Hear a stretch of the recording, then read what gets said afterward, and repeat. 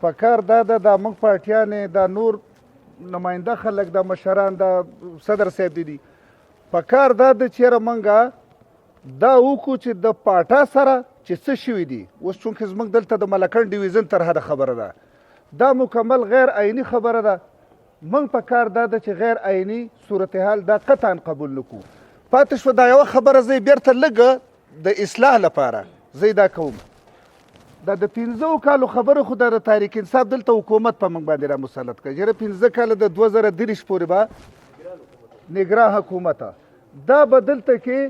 تاسو ته به یو ریلیف تاسو ته به یو دغی یعنی اوس هغه سرتاج عزیز کمیټۍ والا شی چې په سړی راوالي دلته ټول به خبره خلک به خبري په دې باندې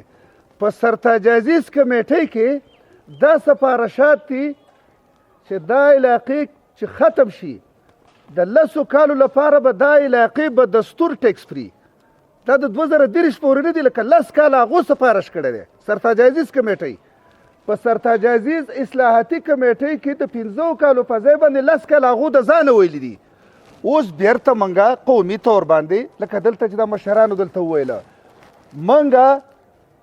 خو معنی دا د وطن لوټ تالان روان دی پای کې خو څه برخه زموږ څوک نه دغه کوي لکه ټول ژوند زموږ په دغه دی لکه انحصار زموږ په مسافرو دی بیا دلته آفتونه راغلي دي دهشتګردۍ موږ وهلي یو موږ دلته په دې معنی چې راوالي زلزلو وهلي یو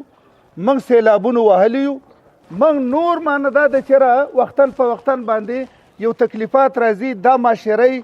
ډېره شدیده متاثره کړې ده په کار خو دا و چې په پاکستاني حکمرانانو کې په پاکستاني دغه کې ادارو کې چې ذره بر پکې حیا هم ویلکه په کار دا و چې د ملکن خلکو ته د سوات خلکو ته دې ته اضافي یو ریلیف ورکړی وی 10 کاله 20 کاله 30 کاله چې وروره دلته به د څه قسم د خپل خلک په خپو ودرئ راپورته کوي دلته خالص د لوټ تالان قصه روانه ده ورونو دې ته دغه کېدل غواړي ودرېدل ورته غواړي دغه ورته غواړي موږ نه ده 15 کاله قبله و نه بله کوو ښکاره دې ته ودرېدل په کار دي چې دا چې څه شوي دي دا کار غیر عیني شوی دی غیر عیني اقدام موږ د پاکستان د حکمرانانو سره قطعا نه دغه کوو موږ سره د په هغه لار باندې لاړ شي کومه لاره چې دلته په عین کې وه کومه لاره چې زموږ د مشرانو سره وه نورونو ته زما مجلس واورېده